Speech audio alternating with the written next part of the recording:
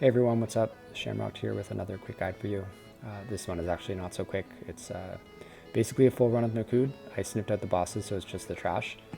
So you guys can kind of see how I handle this on a 23 Fortified with explosive and bursting as the affixes. Honestly, I thought going into this week that this was going to be an easy week, but it's not. These affixes together actually are really annoying, and they're difficult to manage. I wouldn't say it's a hard ceiling. I would still consider this to be a bit of a push week, but you really need to be on your game if you want to time these keys. All right, pretty standard. Most groups will go into this Flying V pack and Lust, which is what I do. The most dangerous thing here to worry about are the War Spears and their Swift Stab, especially if two of them go on one person, which is immediately what happens here. So I actually just popped a Spirit Link right away and used myself as like a battery to keep that person alive. Other than that, you just want to put Healing Rain down, get in as much damage as you can via Chain Lightning, Lava Burst, and Flame Shock. If you're expecting to master the elements, try to get your Lava Burst in before you cast your Healing Rain. And if things get a little bit hairy, you can pop AG, which is what I did just there, as well as Spirit Walkers so that you can keep healing while you run away from these Rain of Arrows. And also Nature Swiftness is a great tool here in a tight spot. If one or two people get low really quickly, just pop that with a High Tide Chain Heal and you'll be good. And because it's bursting, of course, you have to be careful of that as well. As you can see, we're not playing perfectly. We are letting a few explosives get off, but just remember for bursting, you can dispel. So like there, I just dispelled myself so I could heal everybody else up. And if you have a somewhat nice group, they will let you have a few seconds in between pulls to help people get up. I also popped a mana potion here. I feel like this trash specifically can be really hard on your mana because you're casting so many healing surges and chain heals. So don't be afraid to do that if you need to. All right, this second pack only has one more spear, so it's not so bad. But there is that little eagle thing that will focus you, most likely. So if it does and it gets near you, it will probably kill you in 1 or 2 hits, so just make sure you run away from that. I actually got hit by 1, but thankfully it didn't kill me right away. But other than that, yeah, it's for these packs, these standard packs, just your normal kit. Healing Rain, Healing Waves, Healing Surge, Riptide, all that good stuff. Real quick note, so the Swift Stab can actually be stopped if you time it really, really well with a Thundershock or your Cap Totem. I feel like with Cap Totem, you'd have to kind of get lucky, but with Thundershock, you have like a split second when you see him casting it to use it and stop it. Hopefully other people in your group have stops as well, because that really helps.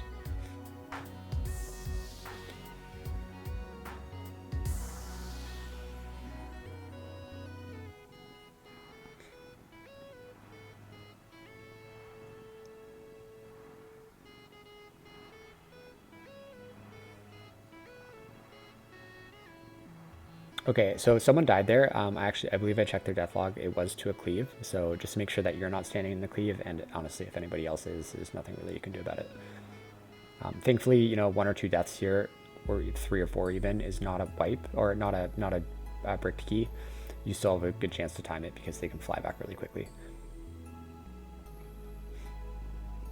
Okay, once again, this is another pack with just 1 more spear, so it's not so bad. You just really have to be careful of that Swift Stab. Make sure you focus heals on whoever gets that debuff.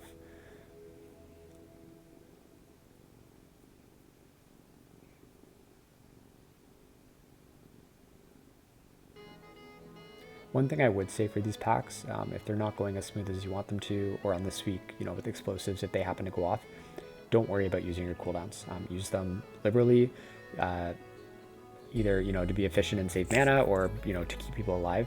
There's no reason to hold them, and you'll see I think I use some of most of my cooldowns by the time all of these trash packs are done.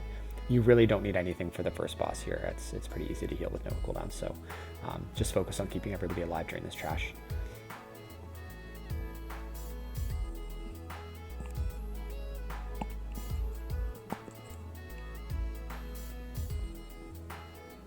Just a quick note, normally I have the game sound on in the background, but unfortunately when I recorded this, I accidentally recorded it with an open mic, and you can hear me frantically hitting my keyboard pretty much the whole time, so I had to put some music in instead.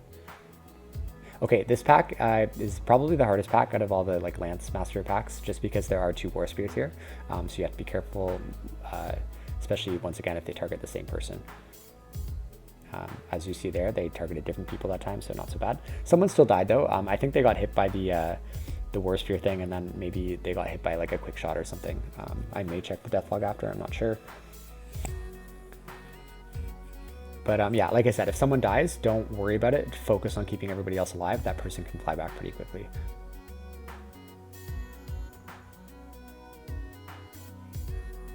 And I did pop Ascendance for this pack as well, just to make it easier on myself. Could I have healed it without using Ascendance? Probably. But like I said, it makes my life easier, and I can, stress a little bit less. I can focus more on explosives, do what I need to do to get through this.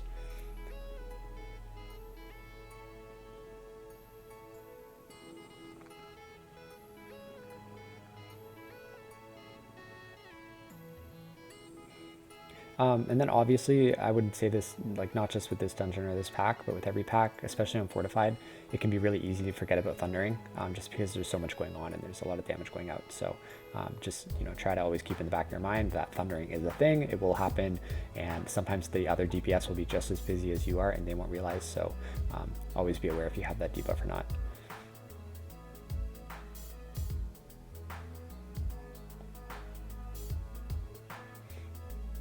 All right, not so bad. Like I said, that's probably the hardest pack out of all the Lance Masters, so we're gonna go to the last one.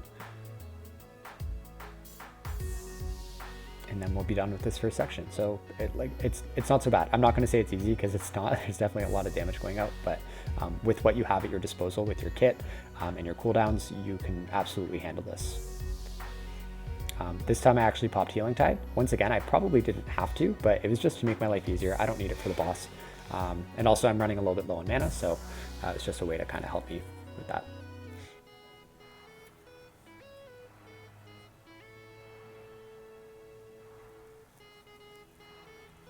Oh, and one thing I haven't mentioned yet, but I should have.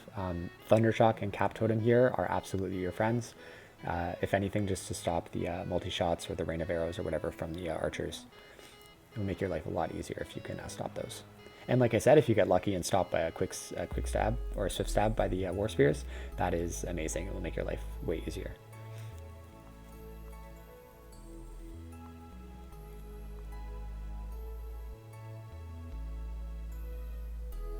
All right, and there we go. That was the first area. Not so bad. So let's move on to the second one. Like I said, I took out the bosses, so it'll switch in a sec. And getting through that area with only 2 deaths, especially with one just being a cleave, so technically I would say like 1 is my fault, pretty good on a 23. It's not bad at all. So you should be, honestly, anything under like 4 deaths, maybe 5 deaths, you should be proud of.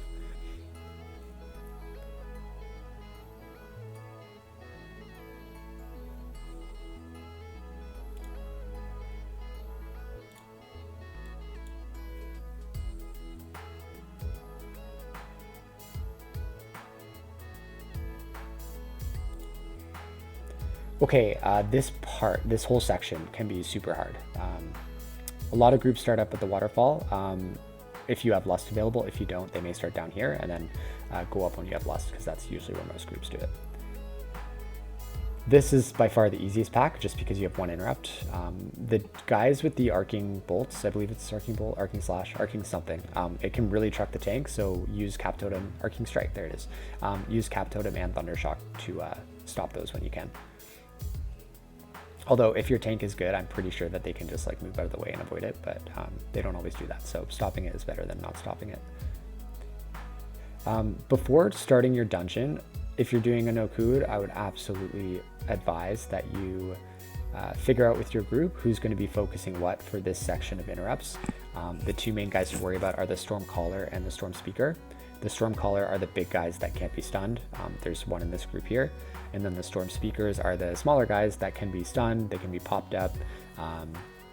But both of them cast the Lightning Bolt, which will pretty much one-shot people on a 23, maybe 2-shot. But if there's other damage going out, they're toast. So just, be really careful of that. And the Storm Speakers are the ones that also cast Tempest, which is like a group-wide AoE that stacks. So if you don't stop that quickly, it can take down your group pretty fast. So Just be aware of that. I believe I told the group I'd be focusing the bigger guys, but that being said, I'm not enough to handle it alone. So you should have 1 or 2 people commit to stopping the big guy, 1 or 2 people commit to stopping the small guy, and then, you know, stuns and knockups and knockbacks and stuff in between to help with the small guy as well. All right, so we did Lust on this pack. It makes it a lot easier. If I'm remembering correctly, someone does die though. I think we missed a lightning bolt.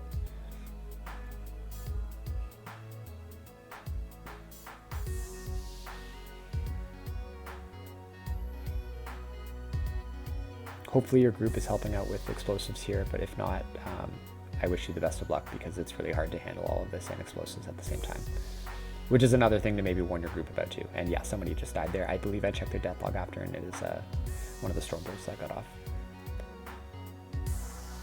Okay, we actually let a Tempest go. Thankfully, it was only 1 tick, but still, it's enough to make a difference and make your lives a lot harder. So I actually ended up popping Spirit Link here because the tank was getting trucked by the Arcing Slash, as well as the Tempest Dot and the Bursting Dots. And I also, sorry, I should have said this, I also popped AG going into this pull as well, just because AG pairs really nicely with Lust, as well as when you're trying to do a lot of damage without, you know, focusing heals, AG is perfect. And if you have Stormkeeper, popping AG and using Stormkeeper will pretty much top your group up, which is great.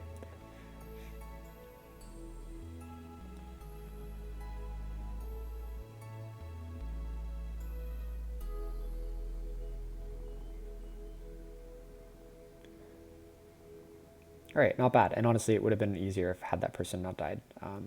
The only advice I can give, like I could have probably been quicker maybe if I'd used a Nature Swiftness on them, or if I'd popped Slink earlier, I might have been able to keep them alive. But really, your focus here is going to be stopping those Storm Bolts because they really hurt. If anybody is below like 80% health, it's going to kill them.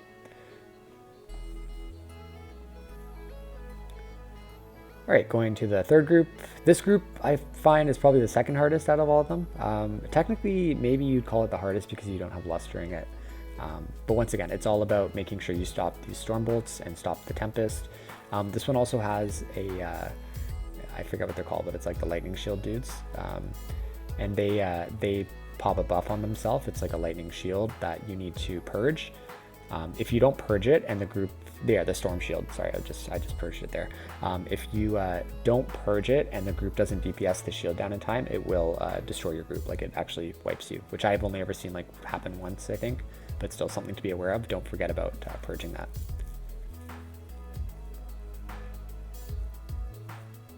But once again, nothing different from if you've seen my other videos and stuff, how I handle things. It's pretty much a rotation of, you know, keeping healing rain down, getting your downpours to be efficient, healing for the group, chain heals, especially when you have high tide, healing surge, probably one of your best tools for keeping anybody who gets really low from dying right away. Also, don't forget about your own personal astral shift. So when I got low on this pull, I think something trucked me down to like 20%. It was probably a storm bolt. I popped astral shift right away, just in case.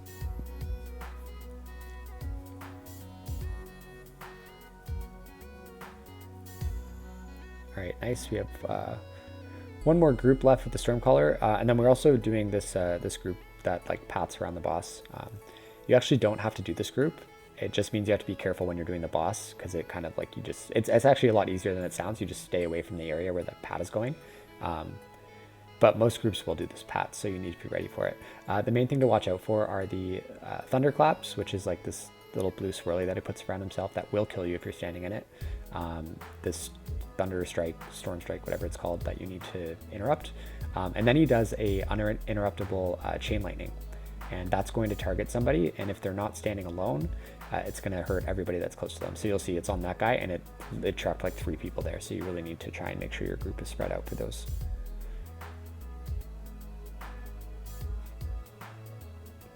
And once again, you do have storm shields on this pack, so make sure that you are purging them when you can, when they get their buff.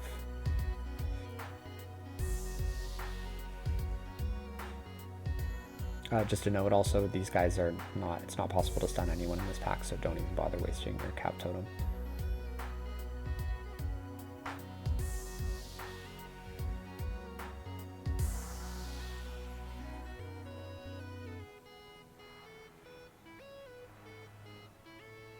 All right, cool. The only time I've ever actually had trouble with this pack was during Bull String, when that big guy would get bolstered and then his Chain Lightning would just one-shot people.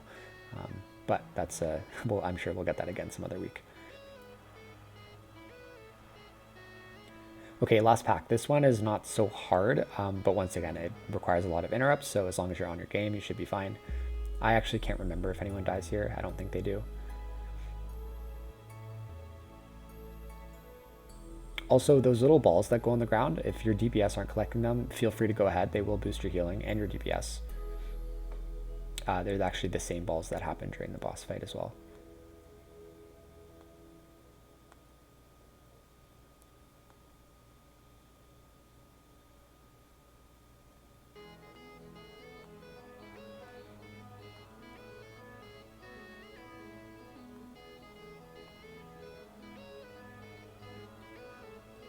So a note for all of these packs, if somebody does get hit by a Stormbolt or whatever else, something like maybe they get hit by an Arcane Strike or something that puts them really low, stop what you're doing and immediately focus that person.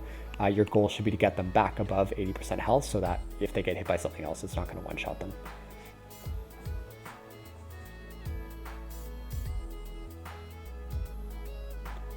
And see, I mean, like I said, this is just a pug. We're far from perfect. It's not like we're communicating in Discord or anything, so we are letting casts get off, but it's still possible.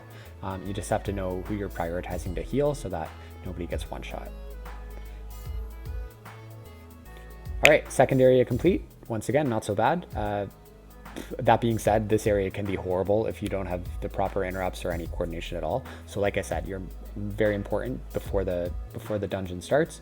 Just say in chat, like I said, like, you know, hey, you know, who's going to be focusing the bigger ad and who's going to be focusing the smaller ad, and you know, what can we do to make sure the least amount of casts get off. All right, going into this third area. So heads up, we do wipe at some point in this area because the tank did a double pull, and they actually expected me to lust, but nobody said anything. So I got in a bit of trouble afterwards, but in my opinion, I mean, I need to be communicated with. But anyways, these packs can be scary. For the most part, I think they're actually not nearly as bad as the packs from the first area or the second area, but they're very hectic. There's a lot going on. So there are a few important tips I would give you. First, if when you cast the like soul steal or whatever and your soul goes away, very important to go find that because it does debuff your healing and your damage. That being said, if your choice is find that and let someone die, or don't find it and save someone, I would go with, you know, save someone first and then go find it. Excuse me, the Deathwind and the let the Eagles cast, as well as the Swift whatever that the Mystics cast, very important to stop those if you can, just because they will kill people. Like actually that person right there just got hit by one. A great way to stop them is by using Thundershock, which you'll see me do a few times as well throughout here.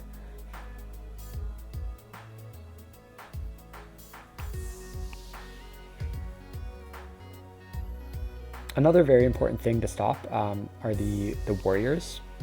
The warriors do a mortal strike on the tank that reduces their healing taken.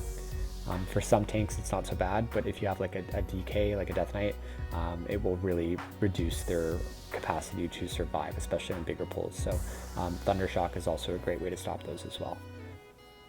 And also, you know, don't forget about Cap Totem.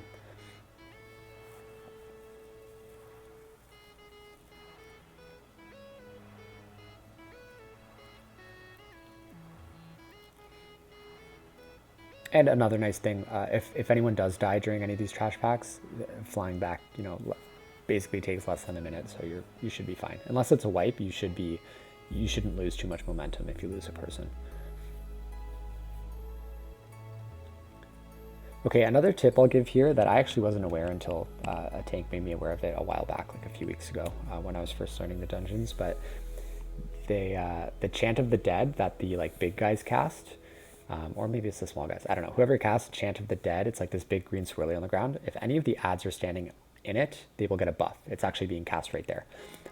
So if they're standing in it, they get a big damage buff. So make sure you don't accidentally cap totem any of the ads into that circle, because it will make the pull a lot harder. Okay, so this is the double pull I was talking about. Had we lusted, this might have gone better, but we actually die because an explosive goes off. I also fuck up here and stand in that green swirly. Thankfully I had reincarnate up. But even so, even after being able to catch up, I missed the well, I should say we missed the explosive right there. And you'll see it goes off, as well as a death volley goes off at the same time, a death bolt volley that we didn't interrupt. So that was basically an insta wipe. And this is where I'm actually scrolling up to see if they asked me to lust, because they didn't. But once again, that's just pug life. I mean, if you had been in Discord with a group that you were familiar with, you would be discussing when to lust. But also, I mean, that's something that you could learn from this is, maybe at the beginning of the dungeon, ask the group when they want to lust. Yeah, either way. This timer is actually somewhat generous. I was even going to say something there, but then I decided to just hold my tongue. But even with this, like, we were fine on time.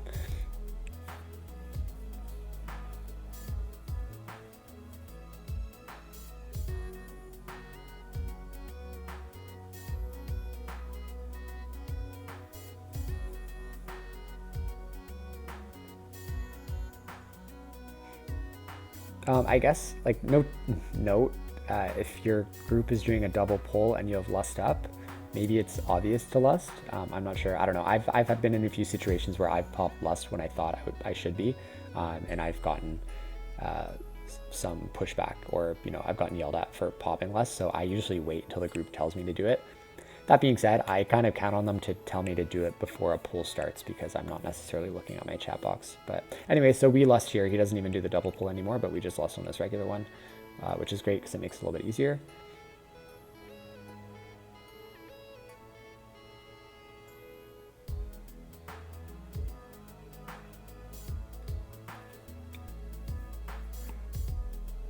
And this is another area, like in the first area and the second area, honestly, all areas of this dungeon for trash, don't be shy about popping your cooldowns if you need to. Slink will save you in a tight spot. Ascendance will save you. Healing Tide will make things easier. And then AG has such a small cooldown, so you should be using it when things get tight as well.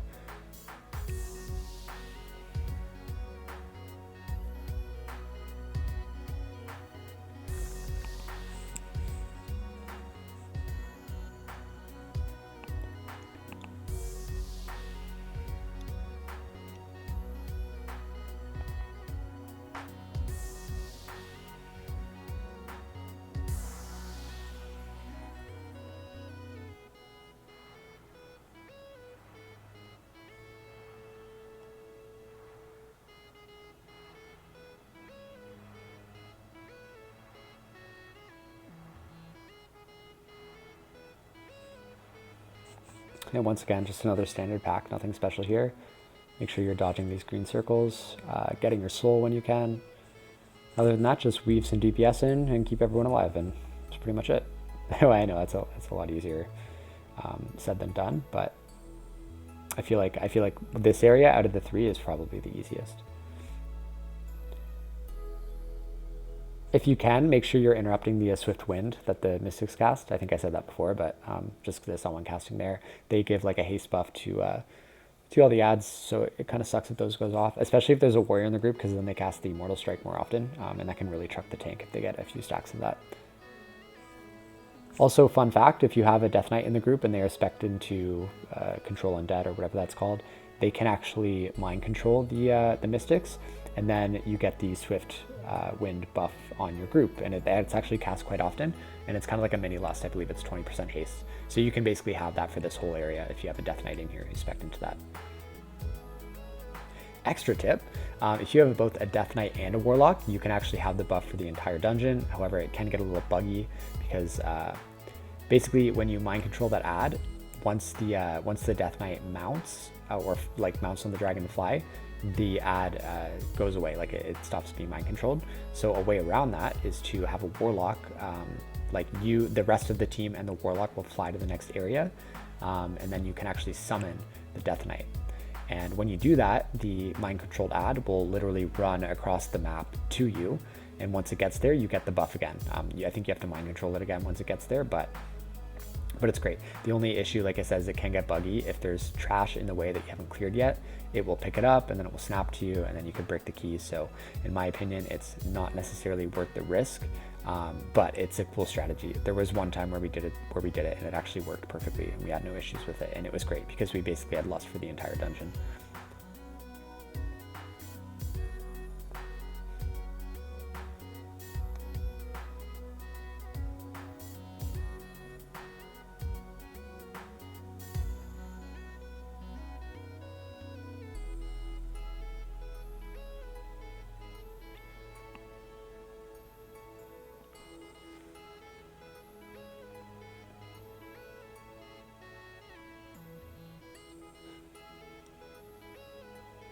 And as I've mentioned, like we've let so many explosives go off and we're still okay. So like, don't be fooled. You don't need to play absolutely perfectly on higher keys. It definitely will help you. Maybe there are some keys where you need to play perfectly, but this one, there's a little bit of leniency if things die. Or sorry, if you guys die or if things go off.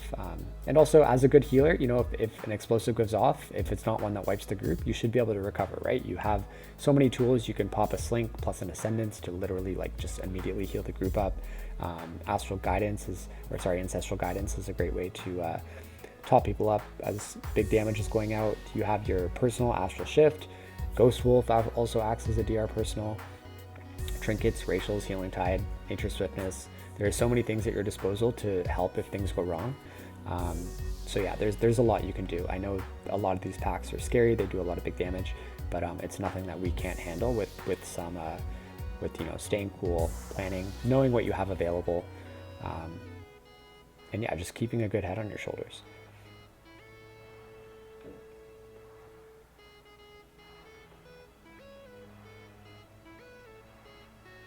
Okay, so we're almost at the end of this area as well. The last thing I would say is if you have a rogue or a hunter in the group, there are 2 adds at the very end of this dungeon before the last boss that you need to kill, because if you pull the last boss without killing them, then they like join the fight, and then it becomes basically impossible. There's too much going on. That being said, if you have a rogue or a hunter, there is a bit of a cheese that you can do, and it will save you a lot of time on fortified weeks because those 2 adds take so long to kill. They just have so much health on high fortified keys.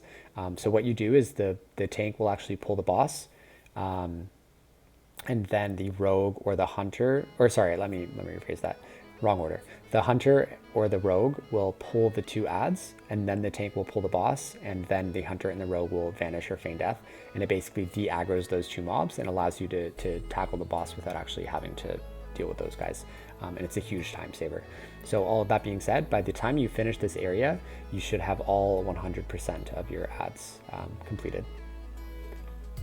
Unless, once again, if you don't have a rogue or a hunter, then you kind of have to kill them. You don't really have a choice, but rogues are so meta right now that you can find them in any group. The only reason I'm not actually showing you that is because our group did not do that.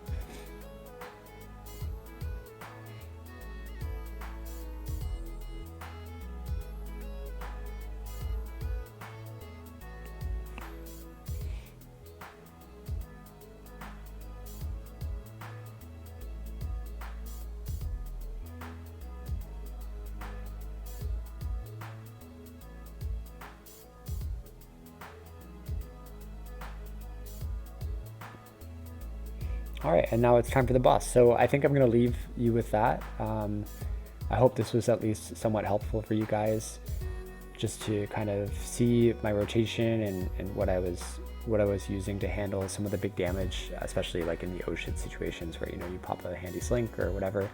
And yeah, just to show you that like even on these higher keys, you can make a few mistakes, especially with affixes like explosive or bursting, where, you know, you all of a sudden find yourself with 8 stacks of bursting. We have the tools to handle that. It's just being preemptive, knowing what's about to happen, and practice. Like you should know this dungeon like the back of your hand if you're trying to do higher keys, and you should know exactly what each mob is going to do, where your damage, your high damage windows are going to be, when you need to save your cooldowns for, and when you don't need to save them, all that stuff. But yeah, it comes, like I said, it comes with practice.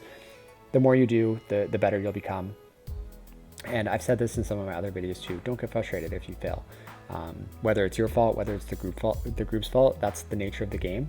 That's why we love Mythic Plus, you know, because you can fail something and it feels bad, but it makes it that much better when you actually succeed and you do time your key.